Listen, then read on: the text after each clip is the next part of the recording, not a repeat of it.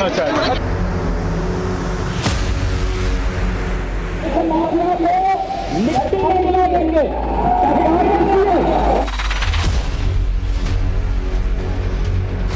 आपको पता लग जाएगा कि किस समय गाड़ी पलटी है और किसने पलटाई है। ये गलती मत करना आप। ये पेशेवर माफिया और अपराधियों के सरपरस्त हैं।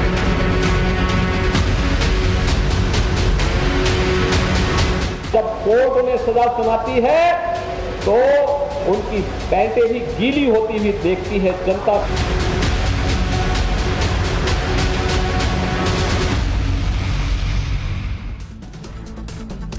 नमस्कार दर्शकों, मैं हूं नाविका कुमार और आप जुड़ रहे हैं मेरे साथ आपके अपने शो पर जिसका नाम है सवाल पब्लिक का।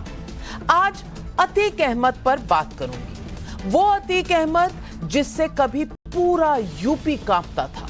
वो अतीक अहमद जो कभी जेलर को थप्पड़ मार देता था। वो अतीक अहमद जो कभी अपनी समानांतर सरकार चलाता था, यानी कि पैरेलल सरकार। वो अतीक अहमद जो कभी जेल में बैठकर लोगों को फैसले सुनाता था, जो कभी मंत्री, विधायक, कलेक्टर, एसपी को जेब में लेकर चलता था, आज कमोबेश रो रहा है। साबरमती जेल से उत्तर प्रदेश के नैनी जेल ले जाए जाने से ठीक पहले उसने कहा, मुझे मार देंगे, मुझे घसीट रहे हैं। अतीक की सताई पब्लिक को यह सुनकर शायद अच्छा लगा। ये सब हुआ तब जब यूपी में योगी की सरकार है। दर्शकों, 2007 में यूपी के ब्रांड एम्बेसडर बनाए गए अमिताभ बच्चन ने एक कैंपेन किया था, यूपी में दम है क्योंकि जुर्म यहां कम है। लेकिन इस कैंपेन के बावजूद 2007 में समाजवादी पार्टी को सत्ता से बाहर होना पड़ा था, क्योंकि फैक्ट शायद ऐसा नहीं था और सत्ता में आने वाली बीएसपी का नारा था, चढ़ गुंडों की छाती पर मोहर लगेगी हाथी पर। ये सब आज मैं इसलिए बता रही हूं कि योगी आदित्यनाथ के उत्तर प्रदेश की आज पहचान बिल्कुल बदल गई है, ऐसा कम से कम देखने में लगता है।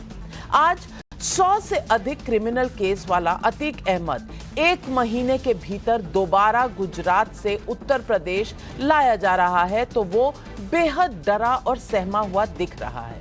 24 फरवरी को उमेश पाल हत्याकांड में अतीक अहमद के करीबियों का नाम सामने आने के बाद मुख्यमंत्री योगी आदित्यनाथ ने यूपी विधानसभा में कहा था, माफिया को मिट्टी में मिला दूंगा। सवाल पब्लिक का आज ये है कि बीते 1.5 महीनों में अतीक अहमद के साम्राज्य पर जिस तरह से आज हो रहा है योगी का एक्शन, क्या ये न्याय का सच्चा मॉडल है? अतीक अहमद और मुख्तार अंसारी जैसे बाहुबलियों को राजनीति में संरक्षण किसने दिया? ये कोई सीक्रेट नहीं, लेकिन ये क्यों हुआ, कैसे हुआ? पब्लिक का किसी को डर नहीं था। माफिया से गठजोड़ और वोट बैंक जैसी कौन कौन सी मजबूरियां इन अपराधियों को राजनीति में आगे बढ़ाती रही थी? क्या माफिया में डर बैठाना योगी सरकार की सबसे बड़ी उपलब्धि बन गई है? यही है आज सवाल पब्लिक का।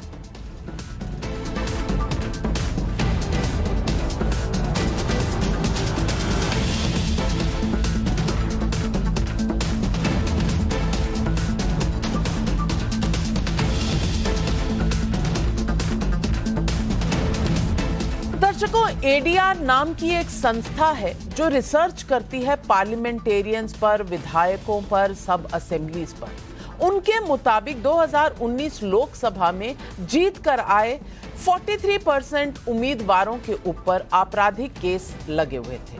2022 में उत्तर प्रदेश के जीत के आए हुए 51 आपराधिक बैकग्राउंड वाले उम्मीदवार थे।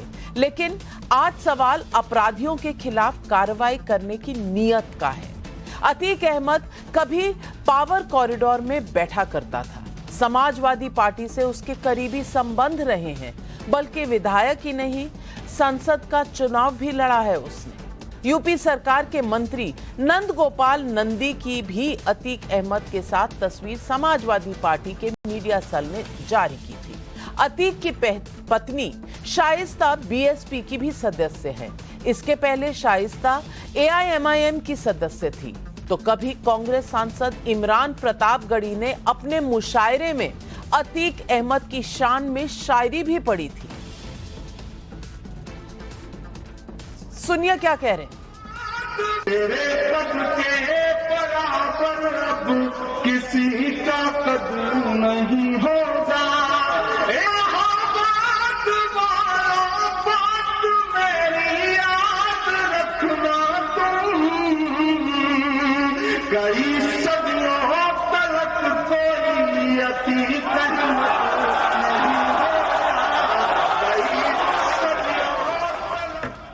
अतीक की शान में शेरो शायरी, गजलें, कसीदे पढ़े जा रहे हैं। क्या वक्त था। आज क्या कह रहे हैं, मुझे मार दिया जाएगा। और ये बीते 3 साल में इसी अतीक अहमद की 1700 करोड़ की अवैध संपत्तियों पर 52 से ज्यादा बार कार्रवाई की गई, ऐसा दावा है योगी सरकार। इसमें अतीक के कब्जे से छुड़ाई गई जमीनों की कीमत 416 करोड़ से अधिक की है। जमीनों के अलावा अन्य जिन संपत्तियों को छुड़ाया गया उसकी कीमत 751 करोड़ से अधिक है। भाई 1100 करोड़ के तकरीबन अवैध संपत्तियों पर बैठे हुए थे। इस तरह से उसकी 500 करोड़ की संपत्तियों पर बुलडोजर का एक्शन भी हुआ है। कुल जब्त संपत्ति लगभग 1166 करोड़ की है। आज यही अतीक अहमद मिमिया रहा है। क्या कह रहा है आप भी सुनिए। सही नहीं है। करना चाहते हैं, मारना चाहते हैं। आपको तो उमेश पाल में लेके जा रहे हैं। मैंने उमेश पाल के हफ्ते में तो वीडियो कॉन्फ्रेंसिंग हो सकती थी। अब वीडियो कॉन्फ्रेंसिंग के लिए सुप्रीम कोर्ट ने कहा है, सुप्रीम कोर्ट का कि आपको मार देंगे। जब सुप्रीम कोर्ट ने कहा कि वीडियो कॉन्फ्रेंसिंग कराओ। अब उत्तर प्रदेश जाते हुए भी डर लग रहा है। कह रहे हैं वीडियो कॉन्फ्रेंसिंग से ही सवाल पूछ लो। उमेश पाल हत्याकांड के बाद ही यूपी विधानसभा में मुख्यमंत्री योगी आदित्यनाथ और समाजवादी पार्टी के अध्यक्ष अखिलेश यादव के बीच हुई नोकझोंक, और इसमें योगी ने माफिया को मिट्टी में मिलाने की बात कही थी। योगी आदित्यनाथ तो अतीक अहमद के खिलाफ एक्शन लेते दिख रहे हैं, लेकिन क्या राजनीति अतीक अहमद के लिए बचाव का रास्ता तलाश रही है? ये सवाल इसलिए पूछना पड़ रहा है क्योंकि अभी मार्च में जब अतीक अहमद गुजरात से यूपी लाया जा रहा था, तब अखिलेश यादव ने एक बड़ा बयान दिया था। इस बयान में अतीक के बहाने योगी सरकार के कमिटमेंट पर तंज करने की कोशिश भी की गई थी। आप भी सुनिए अखिलेश यादव ने क्या कहा। पता नहीं उनको पहले मुख्यमंत्री जी ने फोन करके बता दिया होगा कि इस जगह पर गाड़ी पलटा देंगे।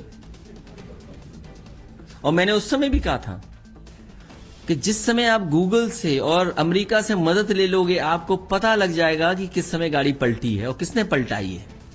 ये सब डॉक्यूमेंटेड है, सैटेलाइट पे सब होगा। ये रिकॉर्ड जाने वाला नहीं है। ये गलती मत करना आप। ये 3 साल बाद 4 साल बाद भी अगर अमेरिका से निवेदन करोगे, अपील करोगे, और वो निकाल के रिकॉर्ड देगा कि हर सेकंड का अगर आप मैप करोगे तो आपको पता लग जाएगा गाड़ी कैसे पलटी है। अतीक अहमद जिस मामले में अभी सुर्खियों में है वो है उमेश पाल हत्याकांड। आरोपों के मुताबिक जेल में बंद अतीक के इशारे पर फरवरी में उमेश पाल को दिन दहाड़े मौत के घाट उतार दिया गया। लेकिन अतीक अहमद का इससे भी ज्यादा सनसनीखेज कांड 2005 का ही, जब बीएसपी विधायक राजू पाल की गोलियों से भूनकर हत्या कर दी गई थी। उमेश पाल इस हत्याकांड का सबसे अहम चश्मदीद गवाह था। आज अतीक अहमद को उमेश पाल हत्याकांड में पूछताछ के लिए यूपी लाया जा रहा है। इससे पहले मार्च में उमेश पाल के ही अपहरण मामले में अतीक अहमद को उम्र कैद की सजा भी हो गई थी। अखिलेश ने तो अतीक की गाड़ी पलटने को लेकर राजनीतिक बयान दिया था, लेकिन उमेश पाल का परिवार आज अतीक अहमद के लिए मौत की सजा चाहता है। सुनिए उमेश पाल की मां का ये बयान। जो सीसी कैमरे में दिखाई दे रहे हैं, जिन्होंने हत्या की है, मेरा यही कहना है कि उससे कबूलवाएं और जो हत्यारे हैं उनको पकड़ें और उनको मौत दिलाएं। तो आज पब्लिक पूछ रही है सवाल। पब्लिक का सवाल नंबर 1, क्या अतीक अहमद का डर बता रहा है कि माफिया पर एक्शन का योगी मॉडल पब्लिक में हिट है? सवाल नंबर 2, क्या अतीक अहमद को संरक्षण देने वाली राजनीतिक सोच योगी के एक्शन से घबरा गई है? सवाल नंबर 3, क्या अतीक अहमद जैसे माफिया पर कड़े एक्शन से देश भर में एक बड़ा संदेश गया है? यही है आज सवाल पब्लिक का। और इन सवालों के जवाब देने के लिए हमारे साथ जुड़ रहे हैं बीजेपी के प्रवक्ता और एमएलए यूपी के विधानसभा में शलभ मणि त्रिपाठी, हर्षवर्धन त्रिपाठी, वरिष्ठ पत्रकार विक्रम सिंह जी, एक्स डीजीपी हैं उत्तर प्रदेश के, अनुराग भदौरिया समाजवादी पार्टी के प्रवक्ता, तहसीन पूनावाला राजनीतिक विशेषज्ञ और वरिष्ठ पत्रकार आशुतोष भी आज हमारे साथ जुड़ रहे हैं। मेरा पहला सवाल अनुराग भदौरिया जी आपसे है, क्या इस वक्त अतीक अहमद जिस तरह कह रहे हैं शायद वही भय उन्हें भी सता रहा है जिसके बारे में अखिलेश यादव जी ने जिक्र किया था कि गाड़ी कभी भी पलट सकती है? अब गाड़ी पलटने का इंतजार करना चाहिए या न्याय मिलने का इंतजार करना चाहिए? मुद्दा बड़ा कौन सा है? और योगी आदित्यनाथ जी का अब जो यूपी में माफिया के ऊपर कहर चल रहा है, ये कम से कम पब्लिक को पसंद आ रहा है, समाजवादी पार्टी को आ रहा है कि नहीं? आप क्या कहेंगे? देखिए, समाजवादी संविधान की और न्यायपालिका को मानने वाले लोग होते हैं। जो संवैधानिक होगा, कानून के मुताबिक होना चाहिए, न्यायपालिका सजा देगा। लेकिन भारतीय जनता पार्टी का देखिए, कहते हैं कि यहाँ पे कानून उत्तर प्रदेश में लॉ एंड ऑर्डर हो रहा है। कहाँ है भाई? अगर होता तो दिन दहाड़े क्या उमेश पाल की हत्या हो जाती? 2005 में राजू पाल की हत्या हुई थी, उसके बाद उमेश पाल को समाजवादी पार्टी की भी सरकार बीच में थी, फिर 12-17 समाजवादी पार्टी की सरकार आई, कोई उसको छू नहीं पाया और हमारी सरकार जाते ही उमेश पाल के ऊपर में गोली बारूद से उड़ा दिया गया। यही है राजू पाल, जिसकी पत्नी श्रीमती पूजा पाल, जिसको समाज में सम्मान मिले, अपना सर उठा के चल पाए, समाजवादी पार्टी ने उसको समाजवादी पार्टी के टिकट से विधायक बनाया क्योंकि वो समाज में जी सकती है। हम समाज को, हर व्यक्ति को न्याय देने की बात करते हैं और ये भारतीय जनता पार्टी क्या बात करती है? ये परसेप्शन का गेम करती है। क्या करती है? जैसे वो अभी देखिए अतीक उतरा, अभी बाथरूम गया, अभी यहां गया, आप ग्लोरीफाई करने की बात कर रहे हैं। भाई आप कहते हो कि हमने सजा दिला दी, आप कौन होते हो? 2017 में सुप्रीम कोर्ट ने स्पेशल कोर्ट बनाया था, एमपी एमएलए कोर्ट, और जिसके तहत उसको सजा मिल रही है। अगर ये कोर्ट माननीय सर्वोच्च न्यायालय ने नहीं बनाया होता तो क्या सजा मिल जाती? तो आप सर्वोच्च न्यायालय की चीज अपने ऊपर ले लेते हो कि हम सजा दिला रहे हैं। कमाल की बात है भारतीय जनता पार्टी की। चलिए, मैंने हर चीज आपके 60 सेकंड हुए समाप्त। अनुराग भदौरिया जी, शलभ मणि त्रिपाठी जी, अब अनुराग भदौरिया जी आपको संविधान भी सिखा रहे हैं, देश का कानून भी बता रहे हैं और सुप्रीम कोर्ट की बताई हुई जानकारी भी दे रहे हैं। आप क्या जवाब देंगे? नविका जी, प्रदेश की महान जनता ने इनको बैठा दिया इसी काम के लिए कि थोड़ा संविधान को ठीक से पढ़ें, कानून व्यवस्था क्या होती है ठीक से पढ़ें। पढ़ेंगे तो समझेंगे, नहीं तो ये बात कह दे कि भाई आपका क्या योगदान, आपने सजा दिला दिया। तो भैया आपका क्या योगदान था जब आतंकवादियों के मुकदमे आपने वापस ले लिए थे? ये योगदान होता है सरकार का। ये एक समाजवादी पार्टी की सरकार थी कि जिन्होंने सीरियल धमाके किए, जिन्होंने संकट मोचन पे धमाका किया, जिन्होंने बाबा विश्वनाथ पे धमाका किया, जिन्होंने अयोध्या में धमाका किया, उनके मुकदमे समाजवादी पार्टी की सरकार वापस लेती थी और हाईकोर्ट को कहना पड़ता था कि मुकदमे क्यों वापस ले रहे हो, इनको पद्मश्री दे दो। और दूसरी तरफ योगी आदित्यनाथ जी की वो सरकार है कि जिस अतीक अहमद को आपने सांसद बनाया उसको लाकर उम्र कैद की सजा सुनाई है। आज वो कलप रहा है, गुहार लगा रहा है, मुख्तार अंसारी गुहार लगा रहा है कि हमें बचाओ। यही राम राज होता है अनुराग बाबू, जब आम आदमी सुकून से जीता है और जब अपराधी गुंडा कहता है कि हमारी जान बख्श दो, हमें बचाओ, इसी को राम राज्य कहते हैं। आपकी सरकार में आम आदमी गुहार लगाता था कि मुझे बचाओ और गुंडा माफिया संसद में जाता था, विधानसभा में जाता। पूनावाला जी, आपसे पूछना चाहती हूं, हम अक्सर बात करते हैं कि जनता को क्या मिलता है कोई पार्टी चुनकर आए, तो तहसीन पूनावाला जी, मेरा सवाल आपसे ये है कि जब इस तरह का कहर बरसता है डॉन्स पर, माफियाओं पर, तो कहीं ना कहीं एक आशा की किरण नजर आती है कि शायद न्याय मिलेगा, लोगों को अब डर के नहीं जीना पड़ेगा।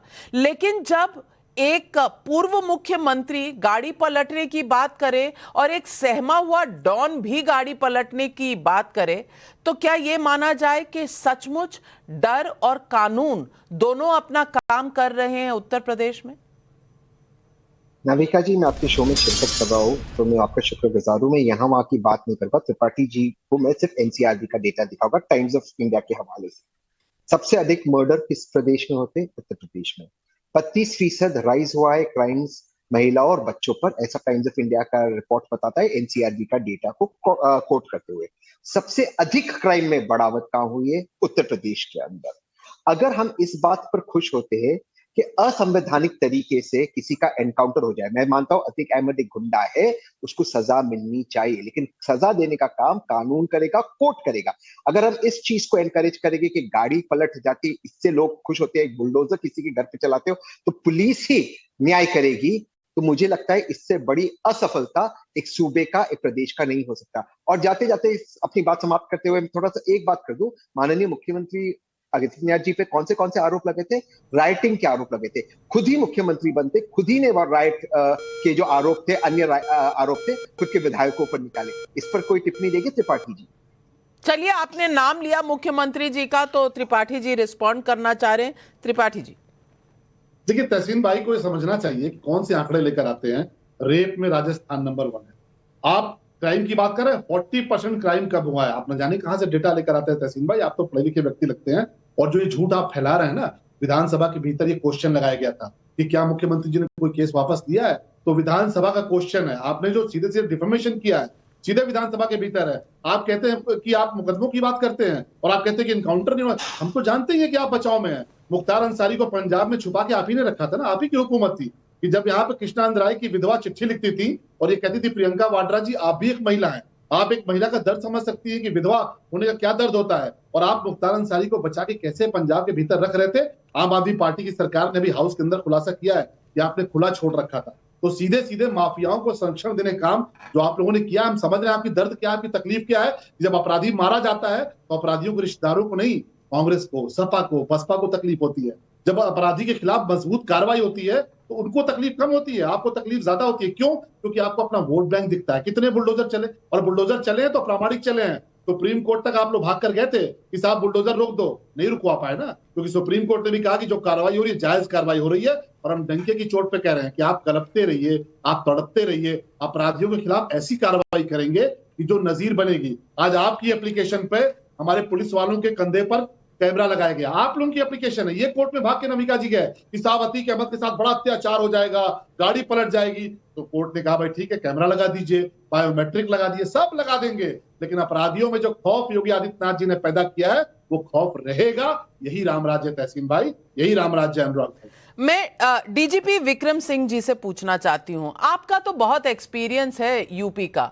मैं आपसे पूछना चाहती हूं विक्रम सिंह जी, तब में और अब में क्या फर्क हो गया है? क्योंकि पहले मुख्तार अंसारी, अतीक अहमद, इनके नाम डर के लिए जाते थे, इनकी जेबों में पूरी हुकूमत, पूरा सिस्टम हुआ करता था। कम से कम इस तरह की कहानियां पब्लिक में आती थी। ये चुनाव भी लड़ते थे, कभी एमएलए होते थे, कभी सांसद बन जाते थे। आज ये कह रहे हैं कि हमें गाड़ी से क्यों ले जाया जा रहा है, वीडियो कॉन्फ्रेंसिंग से सवाल पूछ लेते, गाड़ी पलट गई तो क्या होगा, नियत ठीक नहीं थी। नियत किसकी ठीक नहीं है? क्या योगी सरकार की नियत पे प्रश्न उठाने का कोई साहस कर सकता है, वो भी अतीक अहमद जैसा आदमी, या उन सरकारों की नियत पर सवाल उठना चाहिए जिनके समय में इनकी इतनी दादागिरी चलती थी? नाविका जी, आपके सवाल के ऊपर ही मेरा प्रश्न है। आपके सवाल में कंपैरिजन शुड बी बिटवीन कंपैरेबल्स। पहले और अब में कोई मुकाबला ही नहीं है। आपने प्रारंभिक संबोधन में स्वयं स्पष्ट किया था कि अतीक की 700 करोड़ की संपत्ति जब्त की गई, 500 करोड़ पे बुलडोजर चला।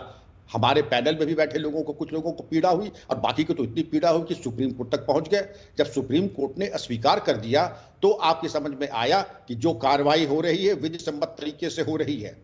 शीर्ष स्तर पे कोई भी लाभान्वित नहीं हो रहा है माफिया से।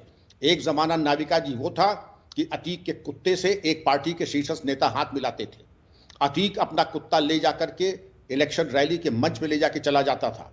अतीक अहमद नोएडा के सीईओ जो कि चीफ सेक्रेटरी रैंक के थे, उनके घर में घुस के तोड़फोड़ करता था, एफआईआर नहीं हो पाती थी। अतीक अहमद जाकर के सुगना मल जो कि प्रसिद्ध व्यवसायी हैं लखनऊ के, उनके यहाँ जाके कहता था सीसीटीवी ऑफ करो और कल आज तक ये जमीन तुम्हारी थी, अब कल से हमारी है।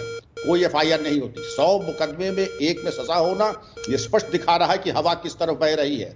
और एक तरफ अतीक कह रहा है कि मुझे खतरा है गाड़ी पलट न जाए, दूसरा उसको राय दे रहे हैं कि गूगल हमें बता देगा। तो क्या आईपीएस में और पुलिस पे क्या सब नाकवादा अंगूठा टेक लोग हैं? वहां भी आईआईटी पास आउट और आईआईएम पास आउट है, उनको आप हल्का ना समझिए। उनको सब मालूम है गूगल क्या कर सकता क्या नहीं कर सकता है। और गाड़ी पलटी, विकास दुबे में भी आपने पूरे जोड़ी लगा दी। सुप्रीम कोर्ट की समिति बैठी, उन्होंने बेदाग आपको क्लियरेंस दे दिया, लेकिन आपकी अंतर तृप्ति नहीं हुई, आपकी आत्मा तृप्त नहीं हुई। आप चाहते किसी तरह से अतीक मुख्तार, ये वही अतीक और मुख्तार है नाविका जी, हजरतगंज चौराहे पे गाड़ी पे बैठ करके विस्की की बोतल और गिलास लेके बैठते थे। बहू बेटियों का निकलना हराम था। जो जमीन पसंद आ गई उस पे कब्जा। किसी ने गाड़ी खरीदी मर्सिडीज तो उसको कह दिया कि इसमें हमारा हिस्सा कितना है, काफी माल आ गया है, पैसे दीजिए। वो जमाना अलग था। आज सरकार प्रशासन इनके पीछे पड़ी हुई है और अब उनके बचाव में आप देखिए माफ कीजिएगा विक्रम सिंह जी, मैं आपको रोकूंगी। ये कब की बात आप बता रहे हैं? क्या आप उस वक्त सर्विस में थे? आपके सामने ये सब हुआ है? जी, मैं सर्विस में था, लेकिन मैं वहां पर नहीं था जहां कि मैं कुछ कर सकता था। कई 2-3 तरह की पोस्टें होती हैं। वहां भदौरिया साहब को बुरा लगेगा, कालांतर में एक विभाग था तो मैं देखता था, क्योंकि मेरे कार्यकाल में पहले मुकदमे अतीक के मैं नहीं लिखवाए थे और तब भी एक सीजन थी। लेकिन ये सीजनल रोलर कोस्टर राइड रहती है। हालात ठीक हैं तो ये छाती पर बैठ के मूंग दलेंगे, हालात ठीक नहीं है तो ये भारत दर्शन पे निकल जाएंगे। आज वर्तमान में ये जेल में है। बहरहाल मैं जबकि बात बता रहा हूं, मैं आपको ईयर भी बता दूं, 2012 के आसपास ले लीजिए, 2012 नहीं 2015 के आसपास ले लीजिए, 2004, 5, 6 के ले लीजिए। ये अच्छी तरीके से मुझे याद है। शलभ जी आपको बताएंगे, पत्रकार थे उस जमाने में प्रतिष्ठित, कि इन लोगों का आतंक हजरतगंज में बहु बेटियों का निकलना मुश्किल था। नाविका जी, मैं जवाब दे दूं? जवाब जरूर दीजिएगा। दर्शकों को जवाब दे दूं? आंखों देखा हाल बता रहे हैं विक्रम जी। एक पुलिस ऑफिसर, एक डेकोरेटेड डीजीपी रह चुके हैं। अब बोलने दीजिए। मैं भी आंखों देखा हाल, अरे मैं भी आंखों देखा हाल ही बताने जा रहा हूं। मैं कोई सुनी सुनाई नहीं बता रहा हूं। जैसे उन्होंने बोला वैसे मैं बताने जा रहा हूं। बिल्कुल कह रहे हैं कोई मुकाबला नहीं है, वाकई कोई मुकाबला नहीं है समाजवादी पार्टी और भारतीय जनता पार्टी की सरकार में। वहां पे मंत्री का बेटा रौन देता है 4 लोगों को, कहां से मुकाबला हो सकता है? माँ बेटी जहां पूरा प्रशासन खड़ा रहता है, प्रशासन पूरा खड़ा है, माँ बेटी बुलडोजर भी खड़ा है और माँ बेटी जल जाती है, कहां मुकाबला है? लखनऊ जैसी शहर में वहां पे सरेआम एक ब्लॉक प्रमुख को गोलियों से वहां पे भून दिया जाता है, कहां मुकाबला है? लखनऊ उन्नाव की बेटी न्याय मांगते मांगते पूरा परिवार खत्म हो जाता है, कहां मुकाबला है? एक उमेश पाल गवाह, दिन दहाड़े यहाँ बंदूक गोली से उड़ा दिया जाता है, कहां मुकाबला है? हम मेट्रो बनाने की बात करते थे। अनुराग जी आप जो कह रहे हैं अतीक अहमद के ऊपर कुछ नहीं कह रहे। इधर तो इधर उधर की ना बात कर, ये बता कारवां क्यों लुटा तब? अरे 2 सेकंड और बोलने दीजिए। नहीं 2 सेकंड नहीं, आप 60 सेकंड बोल चुके, लेकिन अतीक अहमद की शान में एक शेर नहीं बोला आपने। अतीक अहमद की शान में एक भी फैक्ट जो विक्रम सिंह जी ने रखा उसको आप काट नहीं सके। यानी कि आप भी मानते हैं कि अतीक अहमद के बारे में जो विक्रम सिंह जी कह रहे हैं 100% 100% वो सही था, 100% वो सही था। मैं सवाल आशुतोष जी से पूछना चाहती हूं। आशुतोष जी, क्या अभी राम राज्य आ गया है या पहले राम राज्य था? सवाल ये नहीं है। सवाल ये है कि 1700 करोड़ का जो एक संपत्ति पकड़ी गई है जिस पर एक्शन हुआ है, कहा जा रहा है वो सिर्फ 20% है अतीक अहमद की जो पूरी इल गॉटन संपत्ति है, जो बिल्कुल 2 नंबर की संपत्ति है। अगर ये 20% है तो मतलब 8,000-9,000 करोड़ का पूरा मामला है। अब इतनी संपत्ति कैसे बनती है किसी की, और वो भी मार कर, लूट कर, लोगों को तंग करके 8-9 हजार की संपत्ति। इस देश के हर राह चलते वालों के पैर में जूते पहनाने वाली कंपनी बाटा का टर्नओवर शायद 21-22 हजार करोड़ है और अतीक अहमद 9,000 करोड़ की संपत्ति। आशुतोष जी, कैसे हुई? अनम्यूट कर लीजिए अपने आप को, आपकी आवाज दब ना जाए। नविका जी, आपके तंज को मैं बहुत अच्छी तरीके से समझता हूं। महत्वपूर्ण बात यह नहीं कि 9,000 करोड़ अतीक अहमद के पास। इस देश के अंदर ऐसे ऐसे राजनेता जिनके पास 9,000 करोड़ कुछ भी नहीं है, इसके कई गुना होंगे। 2 सवाल है। पहला सवाल यह है कि माफिया के खिलाफ कहीं भी कार्रवाई हो उसकी सराहना की जानी चाहिए, और अगर अतीक अहमद के खिलाफ कार्रवाई हो रही है या मुख्तार के खिलाफ कार्रवाई हो रही है तो उसकी सराहना होनी चाहिए और उसके लिए योगी सरकार की प्रशंसा भी की जानी चाहिए। लेकिन मैं इस चीज का बिल्कुल समर्थक नहीं हूं कि कहीं वो गाड़ी पलट जाए, सुप्रीम कोर्ट की जांच में कुछ ना निकले। सच्चाई सबको मालूम है कि विकास दुबे के मामले में गाड़ी कैसे पलटी, किस तरीके से सबूत नहीं उपस्थित हो पाए, एक अलग तरीके का सवाल है। एक्स्ट्रा जुडिशियल किलिंग किसी भी तरीके की होगी, उसकी सराहना अगर हम करेंगे या उसके आधार पर खौफ पैदा करेंगे तो वो गलत है। इसलिए मेरा साफ तौर पर कहना यह है कि माफिया के खिलाफ निश्चित तौर पर योगी सरकार की जो कार्रवाई हो रही है इसकी तारीफ होनी चाहिए, और जो इसकी तारीफ नहीं करते हैं वो कहीं ना कहीं उनके मन में कोई ना कोई संकोच होगा। लेकिन एक्स्ट्रा जुडिशियल किलिंग को किसी तरीके से गौरवान्वित नहीं करना चाहिए। और मुझे लगता है कि डीजीपी महोदय जो विक्रम सिंह जी हैं वो भी मेरी बात से सहमत होंगे कि extra judicial killing, encounter killing, इसको किसी भी तरीके से इसकी सराहना ना की जाए। एक्स्ट्रा जुडिशियल एनकाउंटर हो गया क्या हर्षवर्धन त्रिपाठी जी, जो अभी से उसके बारे में चेतावनी दी जा रही है? देखिए नविका, सबसे पहले तो मैं ये कहूंगा कि बड़ा अच्छा है कि अपराधी कहीं एक जगह से पुलिस ले जा रही दूसरी जगह, तो अपराधी सहित सबको डर लग रहा है कि वो मारा जा सकता है। वरना तो होता ये था कि सिर्फ अपराधी मारता था, सरकारें भी डरती थी, पुलिस भी डरती थी, और लोग तो डरेंगे ही। लोग तो वैसे भी बेचारे क्या करेंगे अगर माफिया अपराधी गोली चलाएगा और पुलिस कुछ नहीं करेगी तो। लेकिन आप परिदृश्य बदला हुआ देखिए। एक अपराधी जो संपत्तियों पर हाथ रख देता था तो वो उसकी हो जाती थी, वो सरकार और प्रशासन के पास नहीं जाते थे, सांसद विधायक बन जाता था। और आज वो अपराधी जिस घर में उसकी पत्नी भी रहती है, जब बुलडोजर उस पर चलता है तो वो कहता है कि नहीं नहीं, ये तो किसी पत्रकार का है, कोई पत्रकार है उसका घर है। लेकिन दुर्भाग्यपूर्ण पहलू यहां शुरू होता है जब पूर्व मुख्यमंत्री, देश के पूर्व रक्षा मंत्री के पुत्र अखिलेश यादव जी अमेरिका की मदद लेने की बात करने लगते हैं। ये जो कवर फायर है ना, ये शर्मसार करता है समाज को, ये राजनीति को शर्मसार करता है, लोकतंत्र में भरोसा रखने वाले हर व्यक्ति को शर्मसार करता है। और निश्चित तौर पर कोई भी एनकाउंटर, एक्स्ट्रा जुडिशियल किलिंग के पक्ष में नहीं है। लेकिन जो लोग जेल के सीखचों के पीछे से भी फोटो जारी करा के वसूली कर लेते थे, हंसते हुए, उनकी अट्टहास करते हुए जो तस्वीरें आती थी, वीडियो आते थे, वो आम लोगों को चुभते थे, वो कह रहे नीयत ठीक नहीं है।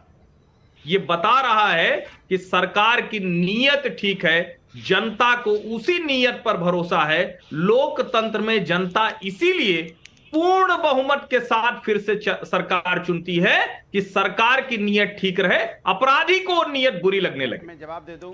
अनुराग भदौरिया जी, मैं वाकई में आपसे एक सवाल पूछना चाहती हूँ। नहीं, जवाब जरूर दीजिएगा। मेरा भी एक सवाल सुन लीजिए। नहीं, मेरा भी एक सवाल सुन लीजिए। आपका सवाल पता है मुझे। कमाल है, अंतर्यामी है आप, अंतर्यामी है ना। मैंने पूछा, मैं बोल दूंगा जो ना मैंने पूछा, आपको सवाल पता चल गया। सवाल क्या कमाल है। इतना तो मैं समझ गया ना। अब मैं जवाब दे दूंगा। एक अंतर्यामी आप हैं, सवाल पूछने से पहले सवाल पता है। एक अंतर्यामी अखिलेश जी हैं, जिन्हें पहले से पता था कि कहां गाड़ी पलटेगी और कैसे गूगल से मिलेगा डिटेल। भैया मेरा सवाल तो सुन लीजिए। मेरा सवाल सिर्फ इतना है, जैसे विक्रम सिंह जी ने कहा, औरतों पर, लड़कियों पर, बच्चियों पर जिस तरह से कहर बरसाया गया था, उसके बावजूद ये डॉन माफिया लोग इतने पावरफुल कैसे थे और इन पर एक्शन क्यों नहीं हुआ? आज कम से कम इतिहास देखने के बाद किसी को बुरा लगता है कि ऐसे लोगों को संसद और विधानसभा में विधायक बनाया जाता था? पूछ रही हूं आपसे। देखिए, भारतीय जनता पार्टी कितनी होशियार है, सोचो। अब देखिए, मैं बार बार कह रहा हूं, और आप भी नामिका जी, आपसे भी मेरा सवाल रहेगा उसमें। मैं कहता हूं, जैसे आशुतोष जी ने बोला, मैंने पहले ही बोला, माफियाओं पे कार्रवाई कीजिए, ठोक के कार्रवाई कीजिए, बनारस से लेके गाजियाबाद तक जितने माफिया हैं सब माफियाओं पे कार्रवाई कीजिए। लेकिन सवाल तब उठता है जब दो माफियाओं का नाम लेके गले की आवाज चोक हो जाती है। अरे कम से कम 20 माफियाओं का नाम लीजिए ना, जिनके माफिया की वजह से तूती बोलती है और जो सरकार जानती है, इसलिए नहीं बोलना चाहती और माफियाओं के नाम, क्योंकि सरकार के लोग ना निकल आए। और ये वही सरकार है जो ये वही सरकार है जिसने आपराधिक मुकदमे वापस किए, आपराधिक मुकदमे वापस किए सरकार ने। तो जब आपराधिक मुकदमे वापस करोगे आप लोगों के ऊपर से, तो फिर आप कहोगे यह न्याय कैसे मिलेगा? आपने क्यों आपराधिक मुकदमे वापस किए? आपको न्यायपालिका पे विश्वास होना चाहिए था, आपको न्यायपालिका पे क्यों नहीं विश्वास रहा? एक बात। दूसरी बात, मैं बार बार कहता हूं, समाज के अंदर में माफियागिरी नहीं होनी चाहिए। जो भी माफिया उसको सजा मिलनी चाहिए। सब इसके पक्ष में हैं, मार्केटिंग इवेंट के पक्ष में कोई नहीं है। लेकिन आप दो माफियाओं का नाम लेके बाद बाकी माफियाओं को शेल्टर दे देते हो, छुपा देते हो, उनका नाम नहीं लेते हो। ये चिंता की बात है। आप सब माफियाओं पर कार्रवाई कर दीजिए, हम आपके साथ हैं। सिर्फ अतीक अहमद और मुख्तार अंसारी के पीछे पड़े, बाकी माफियाओं को आपने दबा दिया है, संरक्षण दे दिया है। नाविका जी, सवाल को अगर आप दूसरे तरीके से देखिए तो क्या कारण है कि इन दो माफियाओं को बचाने के लिए अनुराग भदौरिया, कांग्रेस पार्टी और बहुजन समाज पार्टी पूरी ताकत झोंके पड़ी है? आप देखिए ना, उमेश पाल का मर्डर किस माफिया ने किया? उमेश पाल का मर्डर किस माफिया ने कराया? तो क्या कारण कि अनुराग भदौरिया उनकी, अरे बोलने दो भाई, बोलने दो, बेचैन मत हो। क्या कारण कि अनुराग भदौरिया बार बार की दो माफिया? आप अगर मानते हैं कि वो माफिया है तो उस पर कार्रवाई होने दी। आप परेशान क्यों हैं? आप इतने बेचैन क्यों हैं? आपके नेता बता रहे कि गूगल की मदद देकर ये हो जाएगा, और सिर्फ इनकी वजह से, समाजवादी पार्टी, कांग्रेस और बसपा की वजह से नाविका जी, पुलिस को एक्स्ट्रा पैसे खर्च करने पड़े, कैमरा लगाना पड़ा, न जाने क्या बायोमेट्रिक लगाना पड़ा, एक्स्ट्रा फोर्स लगानी पड़ी, 200 किलोमीटर पर गाड़ियों की चेकिंग की जा रही है। ये सब सोचिए ना, इतना खर्चा क्यों आ रहा है फालतू का? एक माफिया को ले आना कितना आसान काम था, लाते ले जाते होता रहा, माफिया आते जाते रहे। पर समाजवादी पार्टी, कांग्रेस, बसपा एकदम पूरी ताकत लगा दी, गूगल निकल जाएगा, साहब मार देंगे, गाड़ी पलट जाएगी। जैसे लगता है कि इनका कौन सा रिश्तेदार है, कौन सा इनका नातेदार है, इतनी तड़फड़ाए पड़े। और ये अनुराग भाई तो कई बार मुझे लगता है कि नेशनल स्कूल ऑफ ड्रामा के लगता है वहां से आए हुए हैं। ऐसे इतने आंकड़े बताते हैं। और आपको पता है, ऐसे एक दिन टेलीविजन में बता रहे थे, पत्रकार को गोली मार दी गई, आधे घंटे के अंदर पुलिस ने जवाब दिया कि पत्रकार को गोली कहां मारी गई?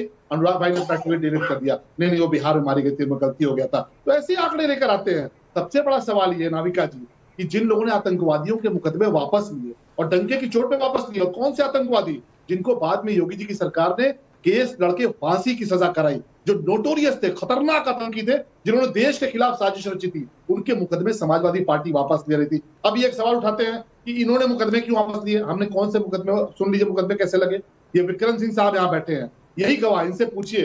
ये विक्रम सिंह साहब यहाँ के सबसे शानदार अफसरों में से रहे हैं। इन्होंने बहादुरी से आतंकवादियों को गिरफ्तार किया था, और उसमें एक आतंकवादी लू लगने से मर गया। तो विक्रम सिंह के खिलाफ 302 का मुकदमा समाजवादी पार्टी ने दर्ज किया। ब्रिजलाल जो दलित अफसर थे, 302 का मुकदमा दर्ज किया समाजवादी पार्टी ने। किस बात के लिए? कि आतंकवादियों के खिलाफ कार्रवाई क्यों? ब्रिजलाल ने और विक्रम सिंह ने क्यों आतंकवादियों के खिलाफ कार्रवाई की, क्यों गिरफ्तार किया? इस पर लू लगने से आतंकवादी की मौत हुई, तो विक्रम सिंह के खिलाफ मुकदमा लिखा गया 302 का। इनका बस चलता, विक्रम सिंह को फांसी लटका देते। हमने डंके की चोट पर मुकदमा वापस लिया, क्योंकि हम जानते हैं कि विक्रम सिंह ने ईमानदारी से काम किया, ब्रिजलाल ने ईमानदारी से काम किया, और अगर किसी ईमानदार अफसर के खिलाफ समाजवादी पार्टी इस तरह की अराजकता करेगी तो हम मुकदमे वापस देंगे। हमारे कार्यकर्ताओं के खिलाफ फर्जी मुकदमे आपने दर्ज किए, तमाम दलित कार्यकर्ताओं पे, तमाम पिछड़े कार्यकर्ताओं पे, तो क्यों नहीं करेंगे कार्रवाई? आपने विक्रम सिंह के खिलाफ फर्जी मुकदमा किया, वैसे कार्यकर्ताओं के खिलाफ किया। और राजूपाल कौन थे? राजूपाल पिछड़े समाज से आते थे, गरीब परिवार से आते थे। गुनाह क्या था कि समाजवादी पार्टी के कैंडिडेट जो अतीक अहमद का भाई है उसको चुनाव हरा दिया, तो आप उसकी हत्या करा देंगे। और हत्या भी कैसी कराई कि पूरे शहर में गोली मारी गई, और जब राजूपाल को अस्पताल लेकर जाया गया तो अस्पताल के भीतर घुस के समाजवादी पार्टी की सरकार में गोली मारी गई डॉक्टर की चेयर पर, क्यों बचे मत। राजूपाल का क्या गुनाह था? गरीब परिवार से आता था, पिछड़े परिवार से आता था, आप उसको ऐसी सजा देंगे समाजवादी पार्टी के कैंडिडेट को हराने की? और आज सवाल उठ रहे हैं कि ये इस तरह की एक्स्ट्रा जुडिशियल किलिंग नहीं होनी चाहिए, बिल्कुल नहीं होनी चाहिए। लेकिन जब माफिया पर एक्शन हो तो थोड़ी सराहना करने से कम से कम आपका कद छोटा नहीं हो जाएगा। लेकिन तहसीन पूनावाला जी, मैं आपसे पूछना चाहती हूँ, और मैं सवाल पब्लिक के उठाने से पहले तहसीन जी आपसे पूछना चाहती हूँ, इमरान प्रतापगढ़ी जी से आपकी कभी बातचीत होती है? सांसद हैं कांग्रेस पार्टी के, कसीदे पढ़ रहे थे अतीक अहमद के, हमने सुनाया भी स्क्रीन पर। कुछ आजकल में कुछ बातचीत हुई उनसे, कुछ जानकारी मिली कि कितने व्यथित हैं इस वक्त? मैं उनको जानता नहीं, मैं उनके बारे में भी जानता नहीं, मैं उनको जानता नहीं। पर ये आप क्या कहेंगे जो लोग कसीदे पढ़ते थे गलत है अतीक अहमद जी के लिए? No if no but, no ifs no but. आप जानते हैं मैं आपकी बहुत आदर करता हूँ और ऐसा नहीं करना चाहिए। चलिए, मैं आपकी सराहना करती हूँ, शायद इसलिए आप फुल टाइम कांग्रेस के प्रवक्ता नहीं है, कांग्रेस में शामिल नहीं किया जाता आपको, क्योंकि आपको गलत और सही में अभी अंतर पता है। लेकिन पब्लिक पूछ रही है सवाल, प्रकाश गुप्ता पालघर महाराष्ट्र से पूछ रहे हैं सवाल, अतीक अहमद, मुख्तार अंसारी जैसे माफिया को चुनाव में टिकट देने वाले राजनीतिक पार्टियों पर चुनाव आयोग कड़ी कार्रवाई क्यों नहीं करते? अब इसका सवाल का जवाब हर्षवर्धन त्रिपाठी जी आप ही दे दें, क्यों नहीं होती इन लोगों पर कार्रवाई? मुझे लगता है कि ये सवाल बड़ा महत्वपूर्ण है और हमें उस तरफ बढ़ना चाहिए। जैसे हम कहते हैं ना कि एक बार अपराध साबित हो गया, दोषी हो गए तो वो चुनाव लड़ नहीं सकता है। चुनाव आयोग को ऐसी पार्टियों के खिलाफ कार्रवाई करनी चाहिए, ये मन बनाना पड़ेगा अगर लोकतंत्र को ठीक रखना है, वरना ये सांसद विधायक बनते रहेंगे और उसके बाद कोई कहेगा कि जीपीएस से निकलवा लेंगे 4 साल बाद। तो आप समझिए ना, जब इतना बड़ा समर्थन होगा तो फिर क्या होगा? तो चुनाव आयोग को कार्रवाई वहां करनी चाहिए जहां असली चोट की जरूरत है। पर यह हो पाएगा कि नहीं जब तक सारी पार्टियों का एक मत ना हो? सवाल इस बात का है और अब तक कम से कम एक मत नहीं हुआ है। संजय प्रजापति का ठाणे से सवाल है, क्या योगी आदित्यनाथ माफिया के साथ साथ उन दलों पर भी कार्रवाई करेंगे जो ऐसे माफिया को बढ़ावा देते हैं, राजनीतिक शरण देते हैं? शलभ मणि त्रिपाठी जी, दलों पर भी कुछ एक्शन होगा? अब देखिए ना, अभी तो कार्रवाई हुई है और उस कार्रवाई में आपको पता है कि सजा के तौर पे सदस्यता गई है, तो कुछ लोग कितना बखेड़ा खड़ा कर रहे हैं जो राजतंत्र में विश्वास करते हैं, जिनको लगता है कि नहीं साहब इस देश में लोकतंत्र तो अभी आया नहीं, राजतंत्र है, और उनको बकायदे कोर्ट से सजा हुई और उनकी प्रक्रिया के तहत उनकी सदस्यता गई है राहुल गांधी जी की। तो ये तो स्थिति है। लेकिन निश्चित तौर पर हम इस बात के सहमत हैं कि जो लोग अपराधियों के साथ खड़े हैं, जो अपराधियों को टिकट देते हैं, उनके खिलाफ भी कार्रवाई होनी चाहिए। और मुझे लगता है आपकी अपनी पार्टी में भी बहुत से ऐसे लोग हैं जिन पर आपराधिक मामले हैं, फिर ये भी सवाल। मैं उसी पे आ रहा हूं कि जब विक्रम सिंह साहब के खिलाफ, जो आपके सामने बैठे हैं, वन ऑफ द फाइनेस्ट अफसर ऑफ उत्तर प्रदेश, 302 का मुकदमा लग सकता है, तो शलभ मणि त्रिपाठी पे क्यों नहीं लग सकता है?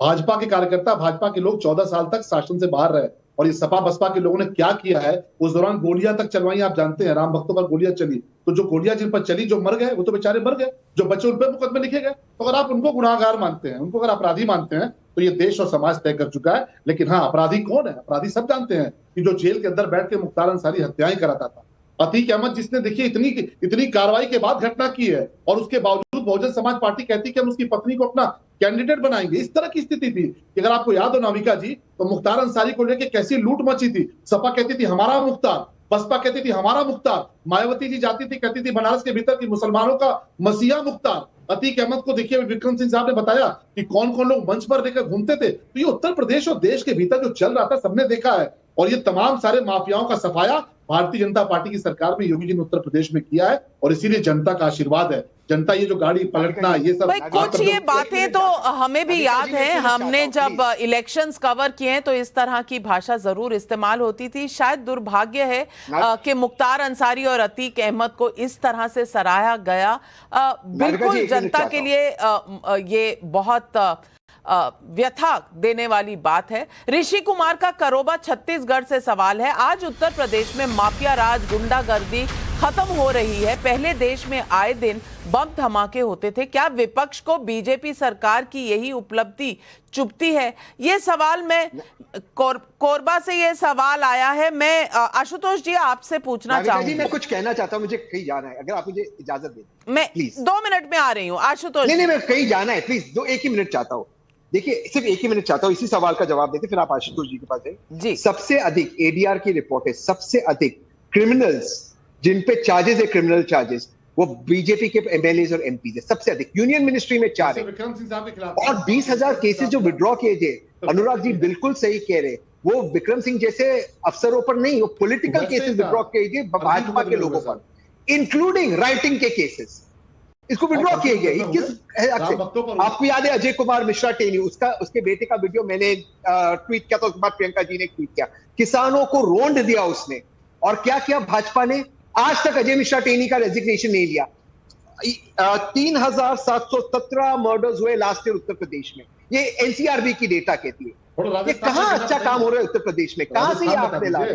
ये सारे डेटा एनसीआरबी के, बताइए गलत है? शलभ मणि त्रिपाठी जी जवाब दीजिए। देखिए कहां के डेटा लेके आए, राजस्थान 1/3 है और वहां पे रेप में लोग उसका नाम, राजस्थान का नाम रेपिस्तान रख चुके हैं। रोज दंगे हो रहे हैं। कन्हैया लाल जी का कैसे गर्दन काटी है किसने नहीं देखा? शलभ मणि त्रिपाठी जी, ये सवाल का जवाब नहीं है। सवाल का जवाब जो वो मांग रहे हैं, सवाल सीधा मुद्दे पर आइए, मुद्दे की बात। मैं कह तो रहा हूं कि इनका डेटा झूठा है। मैं कहता हूं कि 1/3 राजस्थान है, सबसे ज्यादा अपराध में राजस्थान है। और राहुल गांधी जी को, प्रियंका वाड्रा जी को और हमारे तहसीन भाई को राजस्थान नजर नहीं आता। आशुतोष जी आपसे सहमत नहीं है? आशुतोष जी डेटा सही नहीं है।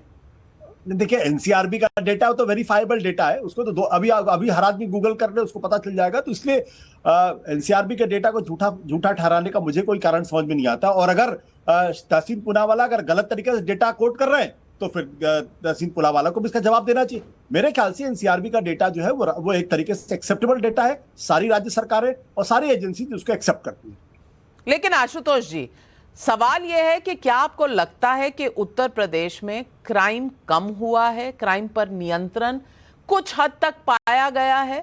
बिल्कुल 100% तो किसी का रिपोर्ट कार्ड नहीं है, लेकिन पहले से बेहतर है स्थिति, या सिर्फ ये परसेप्शन का खेल है? आप क्या कहेंगे?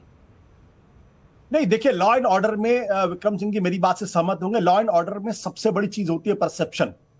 और परसेप्शन अगर ठीक होता है, अगर परसेप्शन ये बन जाता है कि अपराधियों के ऊपर कंट्रोल है, अपराधियों के ऊपर नियंत्रण है, तो आधी से ज्यादा समस्या का समाधान अपने आप हो जाता है। लेकिन अगर परसेप्शन ये बन जाए कि यहाँ कानून का कोई शासन नहीं है, अपराधी बेखौफ घूम रहे हैं, तो दिक्कत पैदा होती है। आज की तारीख में मैं कह सकता हूं उत्तर प्रदेश के अंदर ये परसेप्शन है कि लॉ एंड ऑर्डर बाकी राज्यों की तुलना में बेहतर है। इसको आप आंकड़ों से इसको ना तो आप साबित कर सकते हैं ना ज्यादा, क्योंकि आंकड़े क्या कहते हैं, 2% बढ़ जाएगा, 3% घट जाएगा, तो आप उसी के हिसाब से अपना इंटरप्रिटेशन दे दें। जहां तक परसेप्शन का बात है, इसमें कोई दो राय नहीं है कि उत्तर प्रदेश के अंदर ये बात लोग कहते हैं कि उत्तर प्रदेश में लॉ एंड ऑर्डर की स्थिति बेहतर है। हाँ, लेकिन एक चीज जरूर है, एक मिनट के लिए अनुराग भदौरिया जी, सवाल एक पब्लिक का आपके लिए भी है। बीपी श्रीवास्तव का लखनऊ से सवाल है, क्या ये सच नहीं कि समाजवादी पार्टी की सरकार में आतंकवादियों के मुकदमे वापस लिए जाते थे, ईमानदार अधिकारी प्रताड़ित किए गए? क्या ये काला सच नहीं है? ये जनता पूछ रही है। आज जनता की आंखों में आंखें डालकर जरूर इस सवाल का जवाब दीजिए। देखिए, जैसा अभी आशुतोष जी ने कहा, परसेप्शन बनाने की बात होती है। भारतीय जनता पार्टी को मैंने अभी भी बोला था, फिर मैं रिपीट करता हूं, चूंकि आदरणीय बैठे हुए विक्रम साहब जी बैठे हुए हैं, हमारे पितातुल्य हैं, हमारे फादर के सीनियर रहे हैं, बचपन से मैं जानता हूं इनको, बहुत डायनेमिक ऑफिसर है, इसमें कोई दो राय नहीं है। लेकिन वो भी जानते हैं कि उत्तर प्रदेश में कितने माफिया हैं जिनका बड़ा बड़ा नाम है, और उनका नाम लेने से क्यों बच रहे हैं सब लोग, मैं ये जानना चाहता हूं। सभी माफियाओं पे, इन दोनों माफियाओं जिनका आप नाम लेती हैं, अतीक हैं, कोई भी, सब पे कार्रवाई हो। हम तो सबके साथ कार्रवाई की होनी चाहिए। अगर कोई माफिया तो कार्रवाई हो। लेकिन नाम लीजिए, मैं सवाल पूछूंगी ना विक्रम जी से कि क्या ये माफियाओं को बचाया जा रहा है? आप नाम लीजिए। पुलिस नाम लेगी ना। नहीं, आप क्यों डरते हैं? मेरी बात सुनिए, अरे सुनिए ना मेरी बात। सब विपक्ष करेगा, अरे बात सुनिए प्रभु, सब काम विपक्ष करेगा तो सत्ता पक्ष क्या करेगा? सत्ता पक्ष खाली डिबेट कराएगा या बोलने नहीं देगा? मैं पूछ रहा हूं, सत्ता पक्ष भी बोले ना, बैठे हैं सत्ता पक्ष के यहाँ पर वक्ता। भाग्य मत, नाम बता दीजिए, 2 नाम बता दीजिए, कल से हम ये सवाल उठाना शुरू कर देंगे। आप नाम तो बताइए, पूछिए उनसे। अरे सत्ता पक्ष से पूछे ना, अरे सत्ता पक्ष से पूछिए, ऑथेंटिकेटेड बताएंगे वो, क्योंकि उनके पास रिकॉर्ड है, सरकार के यहाँ नुमाइंदे बैठे हैं, बताएं ऑथेंटिकेटेड नाम लेके। तो निडर आदमी है, अरे वो बताए ना अनुराग, सवाल भी मैं उठाऊंगा, पक्ष से मत डरिए, हम आपके साथ हैं। आपके पास माफियाओं का नाम है, बताइए नेशनल टीवी पे बताइए नाम। अब हो गया ना, आप भी इधर उधर बात करने लग गए। बताइए ना, हम आप इधर उधर बात करने लग गई। आपकी भी हिम्मत नहीं हो रही है पूछने की, हिम्मत जुटाइए पूछने की। आपकी हिम्मत नहीं हो रही है पूछने की, जुटाइए हिम्मत पूछने की, जुटाइए हिम्मत आप पूछने की। आप हिम्मत जुटाइए सत्ता पक्ष से पूछने की, आप हिम्मत जुटाइए पूछने की। मुझसे आप हिम्मत जुटाइए हिम्मत पूछने की। अच्छा शलमणि त्रिपाठी जी, ये कौन से दो नाम इशारों में बता रहे हैं? आपको नाम पता है? आपको नाम पता है शलमणि त्रिपाठी जी? आप बता दीजिए, ये शायद बता नहीं पा रहे हैं। आपको नाम पता है? देखिए, नाम अगर होते तो ये जरूर बता पाते हैं। नाम अगर होते तो जरूर बता पाते। अनुराग भदौरिया जी के बारे में मैंने कहा ना कि एनएसडी के बहुत मजे हुए, ये हमारे साथी कलाकार हैं, नाम नहीं बताएंगे, केवल झूठी बातें फैलाते हैं और जिनके खिलाफ कार्रवाई हो रही इनको भी पता है। देखिए, इन्होंने कहा ना विक्रम सिंह साहब हमारे सीनियर है, इन्होंने कहा विक्रम सिंह साहब मेरे पिताजी के सीनियर है, तो भैया आपकी सरकार में सुनिए अनुराग, सुनिए मत करो। अनुराग ने कहा ना कि मेरे पिताजी के सीनियर है विक्रम सिंह साहब, तो ये पाप क्यों किया? विक्रम सिंह साहब के खिलाफ फर्जी 302 का मुकदमा क्यों लिख दिया? ब्रिजलाल जो दलित अफसर थे उनके खिलाफ फर्जी, पूछिए नमिका जी, पूछिए विक्रम सिंह साहब से कि समाजवादी पार्टी की सरकार में 302, जब अनुराग पावरफुल थे, अनुराग सत्ता में थे, ताकत में थे, तो सोचिए ईमानदार अफसर, उनके खिलाफ 302 यानी हत्या का मुकदमा लिख दिया। और वही सब रिपोर्ट देख नाम बताना चाहते हैं अनुराग भदौरिया जी, नाम बताना चाहते हैं, हाँ या ना? देखिए देखा आपने, हमने आपसे क्या बोला? उत्तर प्रदेश में कितने विधायक हैं जिन पे आपराधिक मुकदमे? पूछे इनसे, क्यों विधायक हैं? चलिए विक्रम सिंह जी मैं आपसे पूछना चाहती हूँ, क्या इसके अलावा भी नाम है जिनका आपको पता है जो अनुराग भदौरिया जी बता नहीं रहे हैं देश को? नाविका जी, यूपी पुलिस की वेबसाइट पे जाइए, जितने पुरस्कार घोषित अपराधी हैं, जितने वांछित अपराधी हैं, जितने सक्रिय अपराधी हैं, उनकी सूची वेबसाइट पे दी हुई है। ये चीज यहां पर वाद विवाद का प्रश्न ही नहीं है। जिसके ऊपर मुकदमा लिखा और गिरफ्तार नहीं हुआ, दस्तयाब नहीं हुआ, वो यूपी पुलिस की वेबसाइट की शोभा बढ़ाएगा। आप वहां चले जाइए, आपको पूरी लिस्ट मिल जाएगी। और मैं एक परामर्श अपने विद्वान पैनलिस्ट को जरूर दूंगा, यूपी के क्राइम फिगर्स को उसको रिव्यू करने की एक कला होती है। आप यूपी का मुकाबला पुडुचेरी से या गोवा से नहीं कर सकते हैं। आप पर लाख, अगर हमारे 4000 मर्डर्स हैं, उनको पर लाख में रिड्यूस कीजिए और देश के प्रत्येक स्टेट में मर्डर्स को, रेप्स को पर लाख में रिड्यूस, तब आपको रियल फिगर मालूम पड़ेगा अपराध स्थिति नियंत्रण में है या नियंत्रण से बाहर है। और एक परसेप्शन होता है, एसिड अटैक्स नाविका जी घट गए हैं, रेप्स की संख्या घटी है, और जो कभी नहीं घट सकता है, जो अपराध जो मिनिमाइज देखता है, वो है हत्या। अगर उसकी संख्या में 3 वर्ष में कमी आई है तो जरूर पुलिस ने, प्रशासन ने कोई बहुत ही अच्छा काम किया है और जो प्रिवेंटिव एक्शन लिया है कि हत्या ऐसे अपराध में गिरावट आई है, वरना हत्या वो अपराध है जो छुपता नहीं है कभी। बिल्कुल सही कहा आपने, और आप जब भी कहते हैं पते की बात कहते हैं। पब्लिक के कुछ और सवाल हैं, और ये है विकास यादव वाराणसी उत्तर प्रदेश से और संजय वर्मा सीतापुर उत्तर प्रदेश से। आइए सुनते हैं पब्लिक के ये सवाल।